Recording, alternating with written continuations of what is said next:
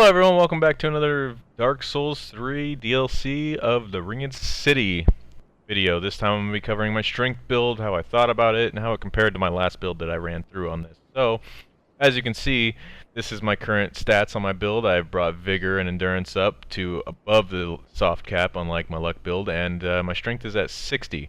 This is closer to the end of it. I did level up strength a lot more to start using Leto's hammer instead of the great machete that I have been using throughout the entire game, and I just wanted to cover this real quick on the difficulty that I thought this was at and everything like that. So without further ado, let's get started.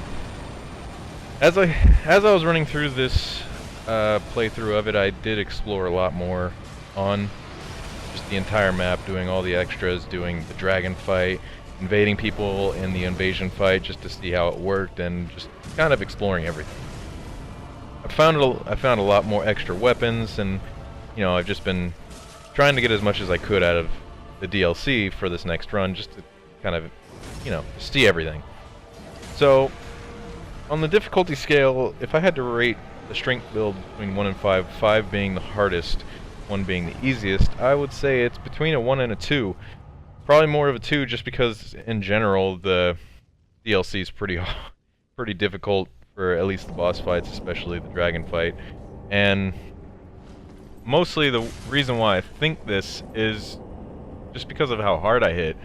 The way I have my endurance built, I swing about 3 times with the giant machete or even Leto's hammer, and it seems a lot easier to take down, especially the Black Knight, the rings on there.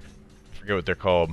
But it seems a lot easier to take those guys down, or just regular enemies, just because of the stun lock that I had on the Great Machete, which I know it's cheap, and I used it for PvP a little bit, and I would definitely hurt people when I was the boss. So yeah, that's kind of my rating on that. Going through the dragon fight was very difficult. I don't see it being any easier if I had a quicker build, even though I might be able to get out of the way a little bit faster. Hitting its head was a lot easier with a bigger weapon, of course, and that's kind of the key to that fight.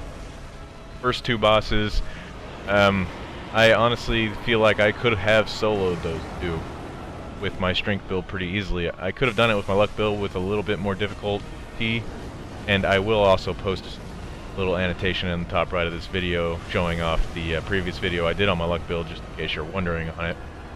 And to be honest, I know I said that that was the best build, in my opinion at least, for Dark Souls, and I kind of want to clarify now that I feel like it's the best build for everything but the last DLC, and the reason why I think that is because bleed damage is not as effective against anything, well, mostly anything, in the Dark Souls DLC, and that was kind of what I was riding off of for boss fights. It would do a lot more damage, and as you've seen in previous videos, if you've watched them, even when I did the last boss, I had to poison him instead of give him bleed damage, and that only helps so much. So, anyway, back to the boss fights. Like I said, the first 2 bosses I feel like I could have soloed if I did it right. I didn't. I summoned just because I just wanted to explore more on this and just see how it was. I've helped a lot of people, everything like that. But second boss that I had to fight was the dragon, I believe, and that one was so difficult. I don't know.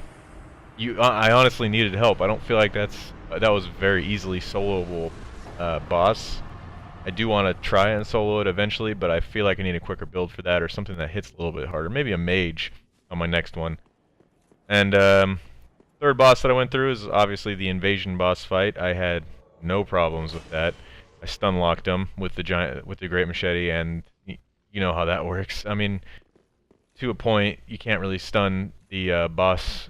Well, they're considered, a boss invasion, kind of, just because you get that protection that you go when you invade them.